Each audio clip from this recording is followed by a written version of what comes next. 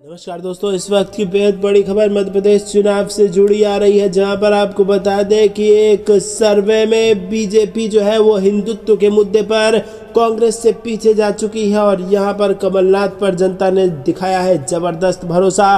क्या पूरी खबर आपको जरूर बताएंगे। खबर में साथ ही आगे जिक्र होगा कि टमाटर की बढ़ी कीमतों को लेकर जयराम रमेश ने मोदी पर साधा निशाना, और इसी के साथ तीसरी खबर में आपको बताएंगे कि कांग्रेस प्रवक्ता ने बीजेपी चीफ जेपी नड्डा से पूछा सवाल कि आखिर हमें मोदी की जरूरत ही क्यों है। दोस्तों, हर एक खबर की गहराई में आपको ले जाएंगे, लेकिन उससे पहले अगर आपको भी ऐसा लगता है कि मध्य प्रदेश में बन रही है कांग्रेस की सरकार तो कमेंट में अपनी राय जरूर बताइए, और साथ ही साथ वीडियो को लाइक करके चैनल को सब्सक्राइब कीजिए, बेल आइकन दबाइए। रुक करते हैं सबसे पहली और बड़ी खबर की तरफ।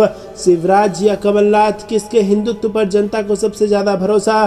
सर्वे में बीजेपी को बड़ा चैलेंज। दोस्तों, मध्य प्रदेश की 230 विधानसभा सीटों पर फैसला इसी साल दिसंबर में हो जाएगा, और इस बार जनता बीजेपी के हिंदुत्व पर भरोसा करेगी या कांग्रेस को दोबारा मौका देगी, ये तो चुनाव के बाद के नतीजों से तय होगा। लेकिन सी वोटर सर्वे के मुताबिक ज्योतिरादित्य सिंधिया के चंबल में बीजेपी को बड़ा घाटा लग सकता है और उनके बीजेपी में जाने का कांग्रेस पर कोई असर नहीं पड़ेगा। तो वहीं बघेलखंड में भी कांग्रेस को अच्छी बढ़त मिल सकती है। जी हाँ दोस्तों, आपको बता दें कि इस ओपिनियन पोल के नतीजों के बाद बीजेपी में जबरदस्त हड़कंप है, और यहाँ पर आपको बता दें कि कांग्रेस पार्टी जबरदस्त यहाँ पर मजबूत नजर आ रही है। बता दें कि बघेलखंड में बागेश्वर धाम के पीठाधीश्वर धीरेन्द्र कृष्ण शास्त्री की विधानसभा भी आती है, तो यहाँ भी बीजेपी को बड़ा नुकसान हो सकता है। और सर्वे पर अगर नजर डाला जाए तो मध्य प्रदेश की जनता इस बार शायद बीजेपी के हिंदुत्व पर भरोसा न करके कांग्रेस के हिंदुत्व पर अपना पूरा विश्वास दिखा सकती है। तो दोस्तों, बागेश्वर बाबा का जो इलाका है वहां भी बीजेपी को बड़ा झटका लग सकता है। रुक करते हैं अगली ब्रेकिंग न्यूज की तरफ। टमाटर की बढ़ी कीमतों को लेकर जयराम रमेश ने मोदी पर साधा निशाना। जी हाँ दोस्तों, आपको बता दें कि देश के कई हिस्सों में टमाटर, प्याज और आलू की बढ़ती कीमतों को लेकर कांग्रेस का विरोध तेज हो गया है। प्रधानमंत्री नरेंद्र मोदी पर निशाना साधते हुए कांग्रेस ने कहा कि ये भाजपा की गलत नीतियों के कारण हो रहा है।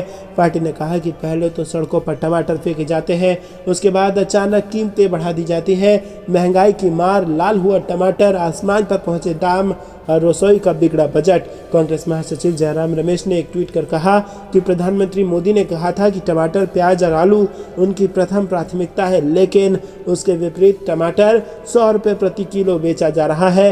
वहीं दोस्तों, प्रधानमंत्री ने टोमेटो, ओनियन और पोटैटो को टॉप प्राथमिकता बताया था, लेकिन उनकी गलत नीतियों के कारण आज ये स्थिति है। ऐसा बड़ा बयान दिया है जयराम रमेश ने।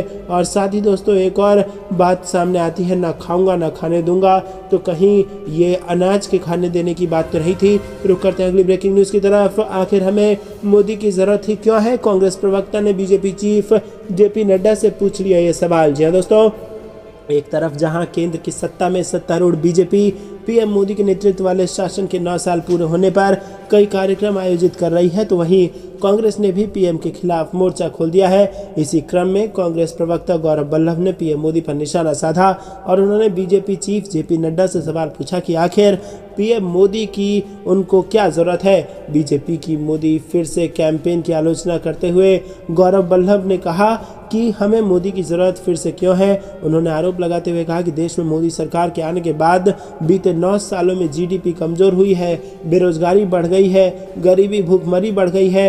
पीएम मोदी अपनी शुरू की हुई एक भी योजना को अब तक सफल नहीं बना पाए हैं। वहीं कांग्रेस प्रवक्ता गौरव वल्लभ के बयानों के बीच मंगलवार को पीएम मोदी और बीजेपी अध्यक्ष जेपी नड्डा मध्य प्रदेश में 5 वंदे भारत एक्सप्रेस का उद्घाटन करते हुए नजर आए। तो दोस्तों, आपको क्या कुछ लगता है कमेंट में जरूर बताइए। किसकी कहां बन रही है सरकार, सब कुछ कमेंट में बताइए। वीडियो लाइक करना मत भूलेगा। मिशन 2024 के लिए कांग्रेस की स्पेशल 35 का होगा ऐलान, प्रियंका गांधी को मिली बड़ी जिम्मेदारी। जी हाँ दोस्तों, अगले साल यानी 2024 में होने जा रहे लोकसभा चुनावों के लिए तैयारियां शुरू हो चुकी हैं।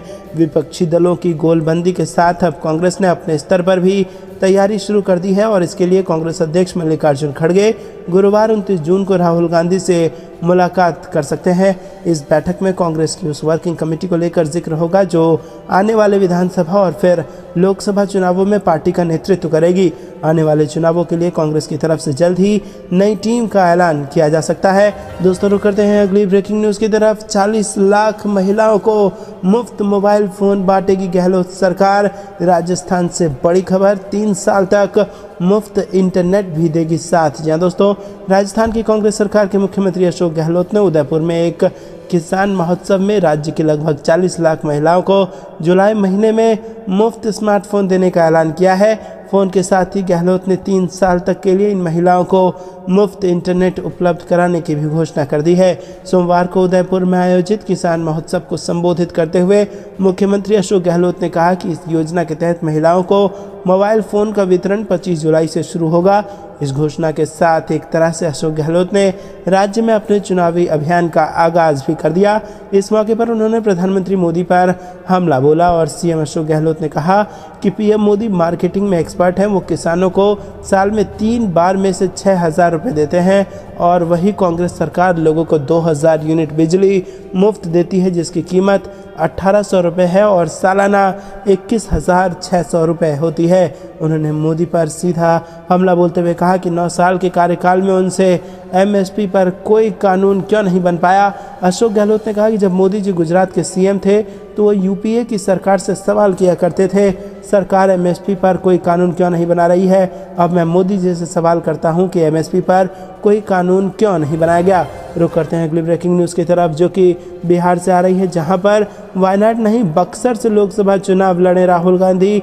इस प्रकार के बैनर पोस्टर लग रहे हैं। जी हाँ दोस्तों, पटना में विपक्षी दलों की बैठक में शामिल होने के लिए 23 जून को कांग्रेस के वरिष्ठ नेता राहुल गांधी पटना आए और कांग्रेस अध्यक्ष मल्लिकार्जुन खड़गे के साथ राहुल गांधी ने इस दौरान सदाकत आश्रम में पार्टी कार्यकर्ताओं को संबोधित किया।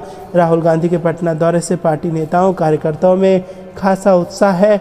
अब कांग्रेस कार्यकर्ताओं की ओर से राहुल गांधी से बिहार से ही लोकसभा चुनाव लड़ने की मांग शुरू कर दी है और पार्टी कार्यकर्ताओं ने कई स्थानों पर पोस्टर लगाकर राहुल गांधी से बिहार में चुनाव लड़ने का आग्रह किया।